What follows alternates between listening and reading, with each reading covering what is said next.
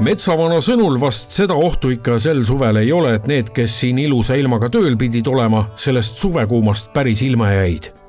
Et eks me näe, aga ma arvan, et nii nagu talv oli üles-alla, nii on suvi ka olnud üles-alla ja ikkagi loode tuulte pealt ikkagi mängib kogu aeg ja vihmahoogudega on niimoodi, et siin tuleb päike paistab, pool kilomeetrit edasi on paduvihm, nii et see eripära on nüüd suvel küll, et see vihmahoogude asi on ikka nii paigast ära, et on.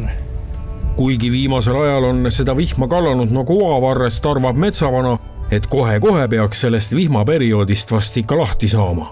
Eks ta nüüd see on see viimane põhi ja siin peale 10. luuakse, see on kuuvaasi vahetus ja ma usun, et siis juuli teine pool peaks ikka tulema heinailma ka, nii et ega see jäin tegemata ei jää. Et need, kellel siin mõni aeg tagasi rannas käimata ei, et need ikka saavad randa ka? No ma usun küll, et siin paraku jah, see suvi on neid ekstreemsusi olnud ja muidugi, mis võib väga palju mõjutada ka ilma, et Etna vulkaan hakkas purskama ja vaat seda me ei tea, mis sinna atmosfääri läheb.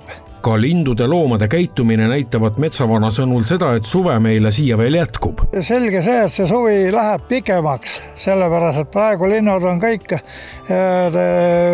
pääsukestel on teine pesa ja kond ja ma ei imesta, kui linavästrikul on ka, linavästrik ei näita oma poegasid nii palju, aga on näha, et linnud on rahulikud ja toimetavad ja kui see toimetamine niimoodi vaikselt käib ja see näitab seda, et see suvi läheb kindlasti üks 2,5 nädalat kindlasti läheb pikemaks. Ka vanarahva tarkuste järgi saab ilma ennustada. Reedel on see 7 vennapäev, et kui siis ka sajab, siis on nii, et siis on 7 päeva, sajab veel. Ja kui 7. päeval üle ei ole, siis sajab 7 nädalat, aga nii, ma arvan küll, et see asi lõpeb ära peale 10. Tuleb loota, et ikkagi suvi tuleb ikka tagasi? No tuleb tagasi, ega ta kuskile ei jää, aga nüüd ehmatavad ära, inimesed ei olegi harjunud niimoodi, et niisugused järsku ekstreem olukorrad on.